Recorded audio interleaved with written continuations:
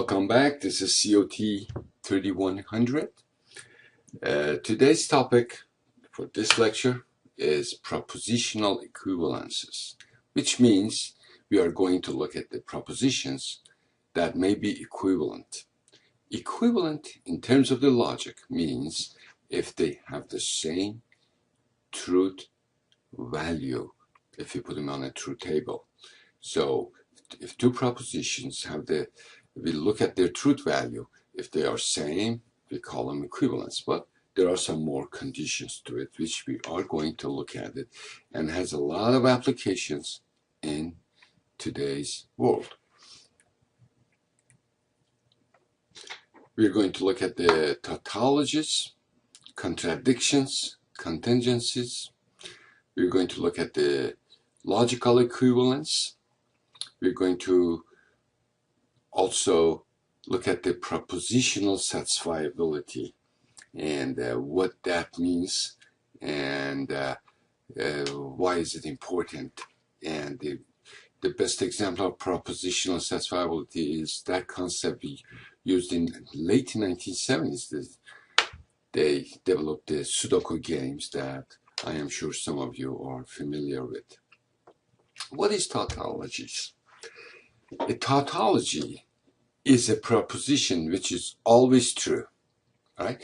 If I say a proposition, which means if I say a sentence that states a fact, if the truth value of this sentence is always true, no matter what, that proposition is a tautology, which means always has a correct value.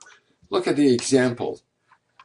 P is a proposition if OR with its own negation always has a true value, because the negation, regardless of P, is true or false. Since it is ORed, it will be, if it is false, this side will be 1. If it is 1, this side will be 0.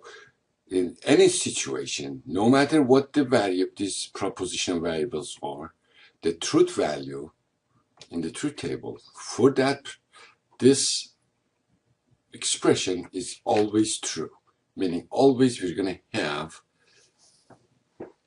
a true value in the truth table. So if a proposition is always true, it's a tautology. If a proposition is always false, it's a contradiction. If a proposition sometimes true, sometimes false, it's a contingency. All right? So if a proposition is always true, it's a tautology. If a proposition is always false, it's a contradiction. If a proposition sometimes true, sometimes false, it's a contingencies. So let's take a look at these examples. We put them in the truth table always. P could be true or could be false. If you have one variable, how many rows are you going to have for the different combination? 2 to the power of 1, right? It's only one variable. T and F. Negation of P would be F and T, then P ORed with negation of P, T ORed F, all right? 1 ORed with 0, you always have 1. And 0 ORed with 1, always you're going to have 1, because it's ORed, right? So it's always true. And, and this one, it's always false. So clearly, this proposition is a tautology, and this proposition is a contingency. Now, two compound propositions, P and Q, are logically equivalent. Two compound propositions are logically equivalent if P then Q and Q then P is a tautology, Meaning, if this, if and only if this is always true. If this one has always true value, then those two compound propositions are logically equivalent. So, if I have two propositions, if their truth value always equivalent, regardless of what values I give to propositional variables in the truth table, if they always, those two compound propositions are having the same truth value, then we say they are logically equivalent. And the way it is written, usually it is written like this, or as three lines, where P and Q are compound propositions. Usually, most authors use this symbol. Two compound propositions, P and Q, are equivalent if and only if the columns in a truth table giving their truth values agree, meaning that they have the same value. All right, they have the same value. Let's take a look at these two propositions. This truth table shows not P or Q is one proposition. We are saying is equivalent to if P then Q. All right, then we put the P and Q. There are two propositional variables. So 2 to the power of 2, there should be 4 rows. TT, TF, FT, FF, all different combinations. Then we calculate the negation of P. It's TF, TF, F should be T, F should be T. Then we calculate not P, ORed with Q, meaning these two, if they are ORed, we know that the OR is always, if they are different value or both are true, we get true value. If they both are negative, then we get, they both are false or 0, we get false. So here we have T, F, T, T. Then we calculate this one's truth value. It comes exactly the same as this. Where did I get this table? This is the table that given in part 1 of the book, chapter 1. We gave you that truth table right there for if P then Q. And usual in that case, if they have P and Q, if they have the same value, the answer is T. And if they don't have the same value, always the output is same as Q. F, it's F, T is a T. All right. If they have same values, they are T's, true. If they have different values, then the value is value of Q. F and T, F and T. And then you look at these two columns, you see they exactly have the same values, truth values. Then we say these two propositions are logically equivalent. De Morgan's law. De Morgan's law is that tells you if we and P and Q and we negate the results of that, it is equivalent. The results of this one is equivalent with negating P, which is a proposition, and negating Q, which is another proposition, and ORing them. All right? There are two laws. This is the first one, and this is the second one. This truth table shows that De Morgan's second law holds. Sorry. And look over here. So we calculate all of these things. P, Q, negate Q, P or Q, and P or Q. This is for the second one. P or Q and negating P or Q, and then negate P, and it with negate Q. And if you look at them, they have the same value, which means this one, it's exactly the same as this one. This one is represented here. This one is represented here. If that's the case, then we say these two propositions or compound propositions are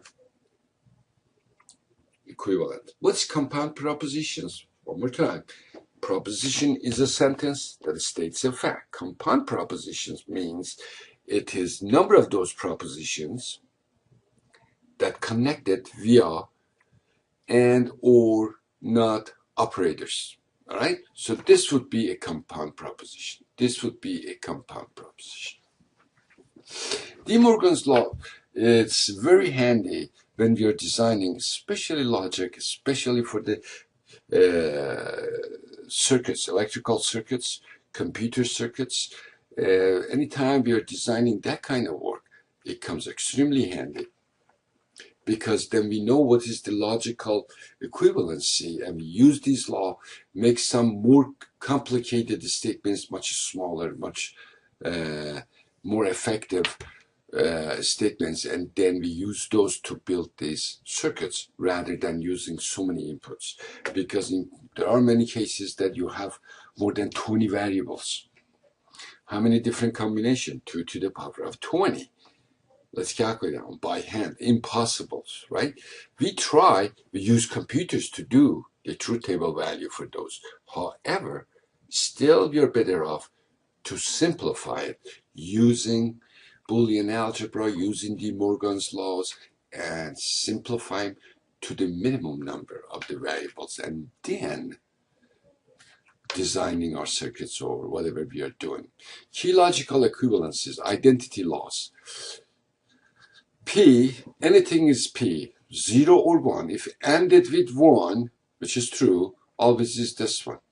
The answer is P.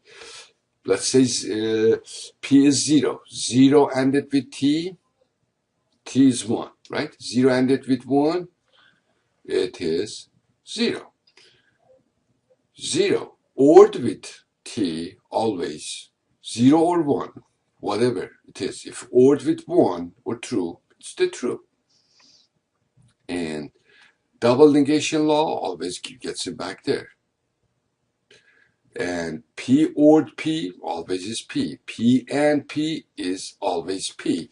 Because if P is 0, 0 ended with 0 is 0 ended with 0, you're going to have 0. If it is 1, 1 ended with 1, you will have 1. So always we'll see that this side and this side have same truth table value. So they are equivalent. 3 lines means logical equivalent. It's not same as equal sign in college algebra or the math that we use daily, all right? And these are some of the laws. And it gets some more of these, and commutative laws.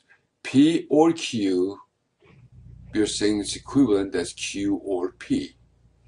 Or P and Q, same as Q ended with P. We just replace associative law, distributive laws, absorption laws. These are not something that you need to memorize it unless you're working in this field, designing of the circuits, but otherwise you just need to understand it and be able to use them by looking at it.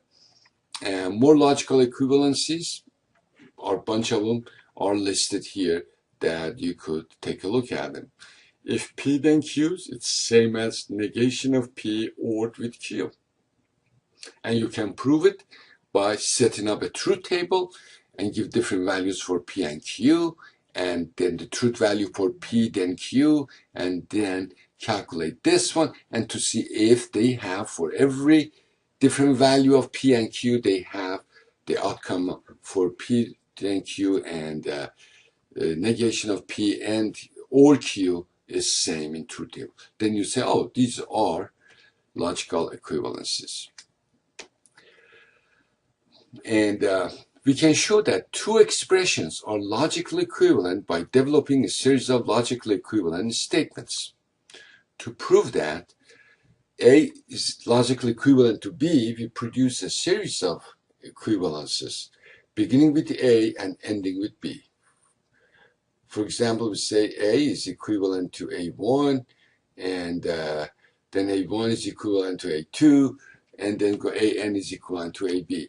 So we are saying we could use these statements, any one of these, and the previous page, we could use any one of these rules and establish page by line equivalencies and say, oh, these are equivalent statements. So there are two ways to prove that two statements, in other words, there are two ways to prove that two statements are logically equivalent. One would be to establish the truth table.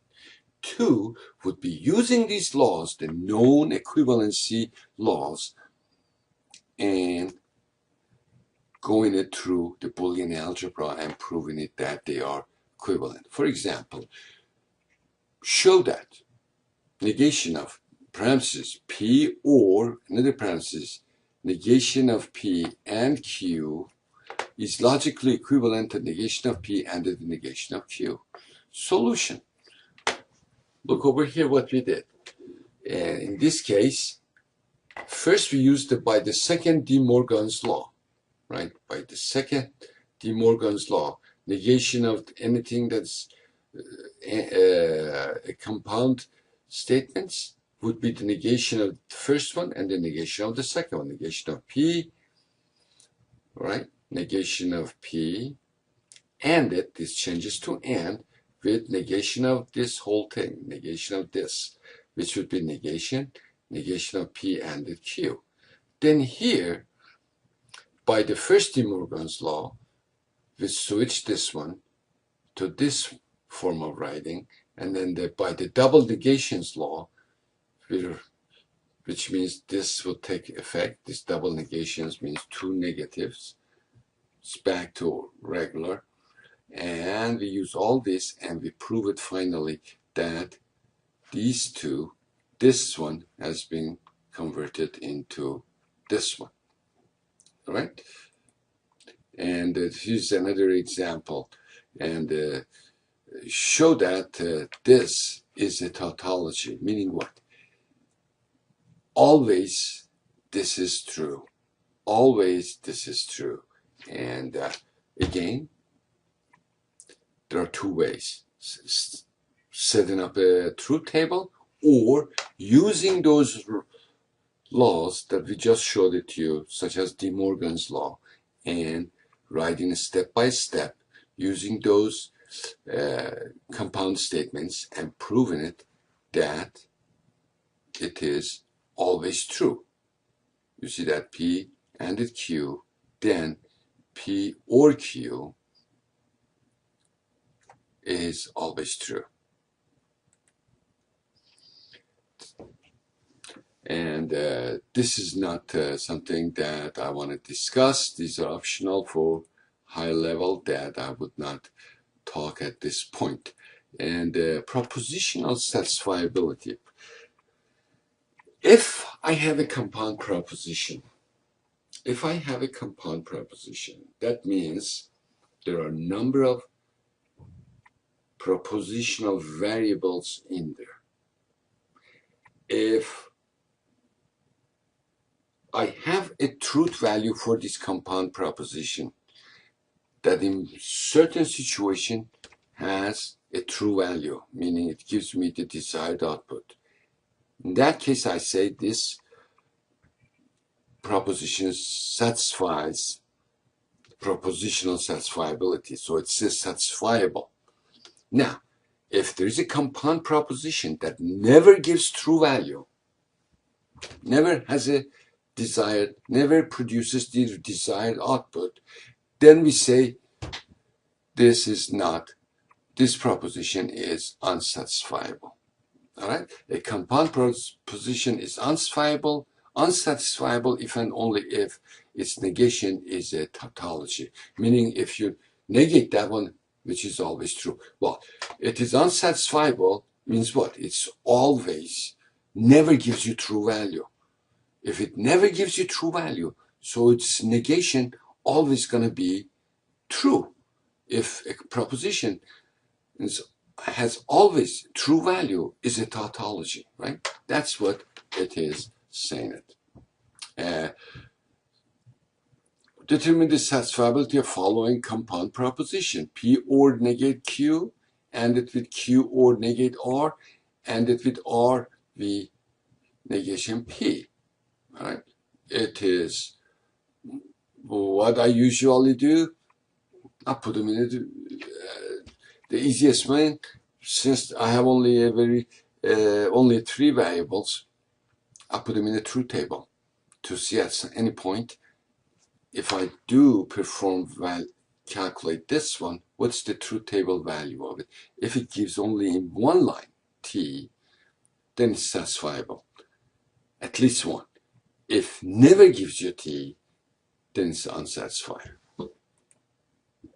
Solution satisfiable, assign T to P, Q, and R, and satisfiable again T to P and F to Q. So it shows you in many situations it gives you satisfiable answer. This notation is very important for you guys to know, which is the OR sign. J equal 1 up to N, then P sub J is used for meaning I or P1, P2 all the way to Pn. And this way, and J equal 1 to N, P sub J is used for the AND P1, P2, P3 all the way to Pn. All right, and here's the Sudoku, how it's solved, which I don't want to discuss Sudoku, but what it is, it's basically logic, satisfiable logic. I want to make sure that I have a true value for combination of bunch of logics. For example, I say in this row, I need to have only one of the 9 values that I have, such as 1, 2, 3, 4, 5, 6, 7, 8, 9. And each column, I want to have one of each. And then each block, I want to have one of each. All right? So it's Sudoku puzzle is represented by a 9 by 9 grid made up of 9 3 by 3 subgrids known as blocks. Some of the 81 cells, 9 times 9, 81 cells of the puzzle are assigned one of the numbers 1 to 9. The puzzle is solved by assigning numbers to each blank cell so that every row, column, and block contains each of the 9 possible numbers. And then the way we solve it, we go ahead and do encoding of it, which is a little bit outside the scope of our course. And we write the logic for each row, for each column, and for each block. We want to make sure that it is true that we always have one of those numbers in only one in each row, in each column, and in each cell. And then we prove it that this works. And to solve a Sudoku puzzle, we need to find an assignment of truth values to the 729 variables of the form Pijn that makes the conjunction of the assertions true. Those variables that are assigned T yield a solution to the puzzle. A truth table can always be used to determine the satisfiability of a compound proposition, but this is too complex even for modern computers for large problems. It is extremely hard because you notice that how many lines and how many, so truth table is out of question in this situation. You have to use computers and to solve the problems. All right. We will have another lecture, and I will see you in the next lecture. Have a good day.